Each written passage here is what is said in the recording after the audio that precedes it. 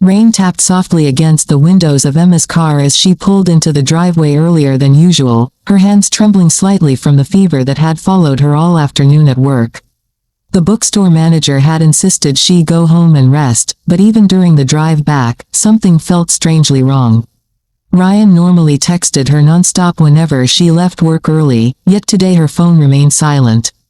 The house looked normal from the outside. Warm lights glowed through the windows, and Ryan's black SUV sat parked in the driveway exactly where it always did. Emma grabbed her purse and slowly walked toward the front door, already imagining herself changing into sweatpants and falling asleep beside him on the couch. But the second she stepped inside, she froze. Someone was laughing upstairs. At first, she smiled faintly, assuming Ryan was watching one of his stupid comedy podcasts again. Then she heard a second voice. A woman's voice. Her stomach tightened instantly. The laugh sounded painfully familiar. Emma quietly closed the front door and stood motionless in the hallway while her heartbeat began pounding harder with every second. The voices upstairs grew clearer now, playful, comfortable, intimate. Then she heard Ryan say softly, "Come here." Everything inside her suddenly went cold. She climbed the staircase slowly, gripping the railing so tightly her knuckles turned white. Every step felt unreal, like her body already knew what she was about to see but her mind refused to accept it. When she reached the bedroom door, it was slightly open. The room glowed softly from the bedside lamps while music played quietly in the background. Ryan stood near the bed wearing the gray shirt Emma bought him for his birthday. And beside him stood Sophie, her best friend since childhood. The same girl who helped Emma pick her wedding dress 3 weeks earlier. For a moment, nobody moved. Sophie's face drained of color the second their eyes met. Ryan stepped backward in shock before quickly trying to compose himself. Emma. She couldn't breathe. The world around her blurred while her brain struggled to process what she was seeing. Sophie's lipstick stained Ryan's neck. Emma's favorite candle burned beside the bed. Their engagement photo still sat framed on the dresser just inches away from where they had been standing together. It felt cruel, almost intentional. Sophie grabbed the edge of her sweater nervously. "This isn't. Don't," Emma whispered weakly. Her voice barely sounded human. Ryan exhaled heavily, rubbing his forehead like he was exhausted by the situation instead of ashamed. "We were going to tell you eventually." The words hit harder than the betrayal itself. Not sorry, not guilt, just inconvenience. Emma stared at him in disbelief. How long? Neither of them answered immediately. That silence told her everything. Tears burned behind her eyes, but she refused to let them fall in front of them. Sophie slowly stepped forward, pretending to look emotional. "I never meant for this to happen." Emma almost laughed at how ridiculous that sounded. This was the same woman who spent years calling herself her sister. The same woman who held her hand after her mother died. The same woman standing beside her at every important moment of her life. And now she stood half-dressed in Emma's bedroom. Ryan looked frustrated now, almost defensive. Things changed, Emma. Things changed. As if betrayal was some natural accident that simply happened to people. Emma slowly pulled the engagement ring from her finger. Her hands shook so badly she nearly dropped it. Ryan watched silently while Sophie stared at the floor. Emma placed the ring carefully beside their framed engagement photo on the dresser. Then she looked at both of them one final time. Neither had anything left worth hearing. The first few weeks after Emma left the house felt like surviving a disaster nobody else could see. Every morning she woke up inside a cramped apartment above a laundromat, staring at cracked ceiling paint while traffic noise echoed through the thin walls. The place smelled faintly of old detergent and cigarette smoke from neighboring units, but it was all she could afford after canceling the wedding and draining most of her savings. At night, the loneliness became unbearable. She would lie awake replaying everything over and over in her mind. Ryan's expression, Sophie standing beside him, the sound of their voices in the bedroom they were supposed to share after marriage. Some nights she cried until sunrise. Other nights she simply stared blankly at the darkness, too emotionally exhausted to even feel angry anymore. Work became the only thing keeping her distracted. The small independent bookstore downtown paid poorly, but Emma picked up every extra shift she could find. She organized shelves, helped customers, cleaned coffee stains from tables, and stayed long after closing just to avoid returning to the empty apartment too early. Meanwhile, social media became torture. Everywhere she looked, Ryan and Sophie appeared happier than ever. Weekend beach photos, fancy restaurants, wine tastings, smiling selfies with captions about new beginnings. Emma eventually muted both of their accounts, but friends kept mentioning them accidentally anyway. I heard they moved in together. Ryan's planning another engagement already. Sophie says she finally found her soulmate. Each comment felt like another knife twisting deeper into a wound that never stopped hurting. One rainy Thursday evening, Emma returned home after a 10-hour shift carrying leftover pastries the cafe next door had given her before closing. Her feet ached, her head hurt, and she still hadn't fully recovered emotionally from the betrayal. She tossed her keys onto the tiny kitchen counter before collapsing onto the couch.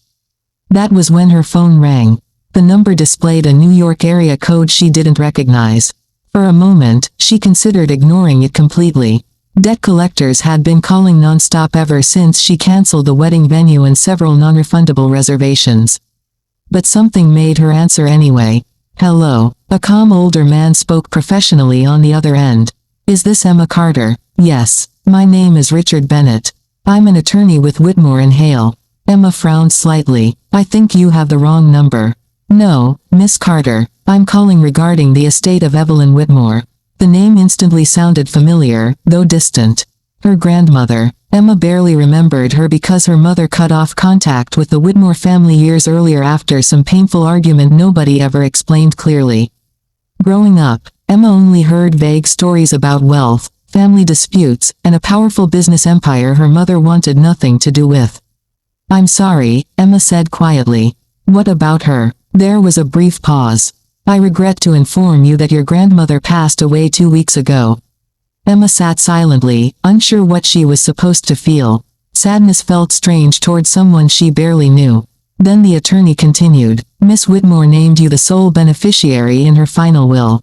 Emma blinked slowly. What? She left you her entire estate. The room suddenly felt completely still. Richard Bennett calmly explained everything while Emma listened in stunned silence.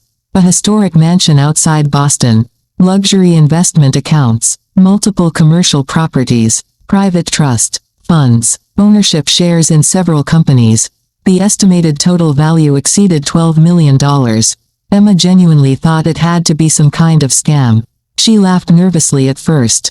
There's no way. I assure you this is very real, the attorney replied calmly. Your grandmother spent years trying to reconnect with your family privately. After your mother passed, she followed your life from a distance. Emma's chest tightened. The tiny apartment around her suddenly felt unreal as she looked at the peeling walls and cheap furniture surrounding her. Just days earlier, she had been calculating whether she could afford groceries and rent at the same time. Now a stranger was telling her she had inherited a fortune large enough to completely change her life forever. The grand ballroom shimmered beneath enormous crystal chandeliers as violin music drifted softly through the air. Wealthy guests dressed in designer gowns and tailored tuxedos moved elegantly between marble columns while servers carried silver trays filled with champagne across the crowded hall. Outside the towering glass windows, the Whitmore estate stretched across acres of perfectly landscaped gardens glowing beneath the evening lights. Ryan adjusted his tie nervously while scanning the room in disbelief. He had never attended an event this luxurious before. Everywhere he looked, powerful people laughed beside politicians, celebrities, and business executives whose faces he recognized from television. Beside him, Sophie held tightly onto his arm, clearly overwhelmed by the atmosphere. I still can't believe your boss got us invited, she whispered. Ryan smirked slightly, though he looked intimidated himself. Networking events like this are important. But the truth was, neither of them belonged there. Sophie stared upward at the massive painted ceilings and glittering chandeliers. This place feels like a palace. Near the ballroom entrance, reporters interviewed investors while photographers snapped pictures non-stop. Rumors spread quickly throughout the crowd that the new owner of the Whitmore estate would finally appear publicly tonight after weeks of media speculation. Nobody had actually seen her yet.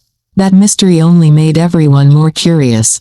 Ryan grabbed 2 champagne glasses from a passing tray, trying to act comfortable despite the obvious tension in his posture.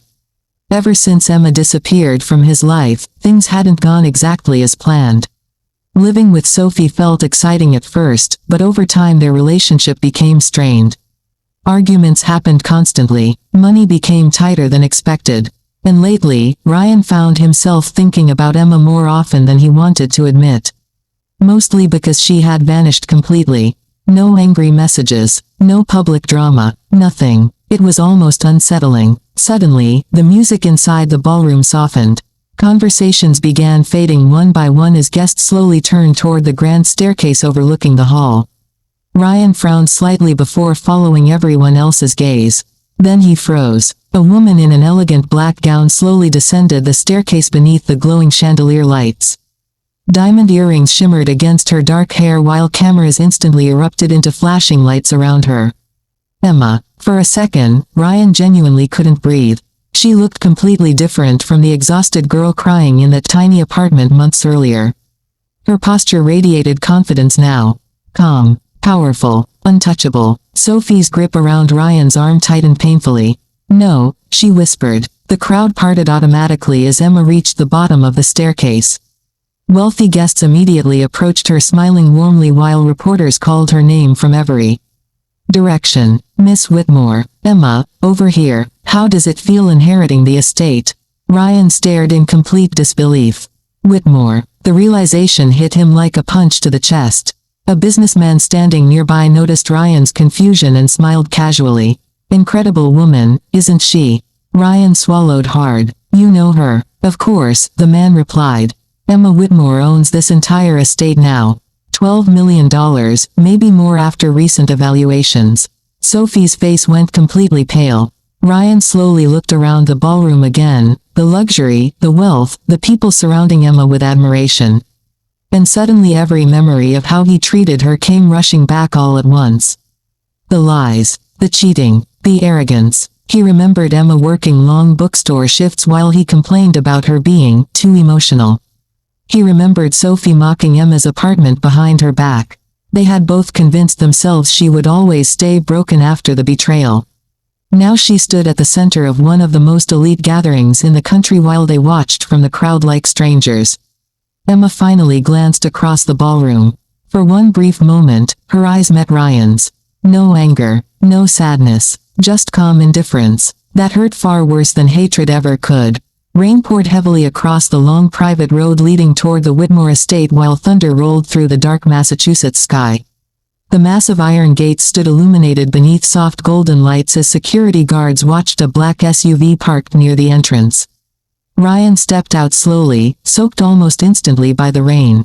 His hands trembled slightly as he stared toward the enormous mansion glowing above the cliffs in the distance. Even after attending the gala weeks earlier, the estate still felt unreal to him, like something pulled from a movie rather than Emma's actual life. Everything about his own life had started falling apart since that night. His relationship with Sophie became toxic almost immediately after the gala humiliation. Every conversation turned into arguments filled with blame and resentment. Sophie constantly obsessed over Emma's wealth, her media attention, and the life they could have had if things had gone differently. "You ruined everything," she screamed during one fight before throwing a wine glass across their apartment. But deep down, Ryan knew the truth. He ruined everything himself. Now, standing outside the estate gates in the freezing rain, he realized this wasn't even about the money anymore. It was about Emma, the woman who once loved him completely while he treated her like she would never become anything greater than the version he imagined. One of the guards spoke quietly into an earpiece before the gates slowly opened. Ryan swallowed nervously. Minutes later, he stood inside the grand entrance hall while rainwater dripped from his jacket onto polished marble floors. The mansion looked even more breathtaking at night. Giant chandeliers cast warm golden light across towering ceilings while soft piano music echoed somewhere deeper inside the estate. Then footsteps approached. Emma appeared at the top of the staircase wearing a simple black silk dress, far more elegant than anything Ryan had ever seen her wear before. Her expression remained calm as she slowly walked downstairs toward him. For several seconds, neither of them spoke.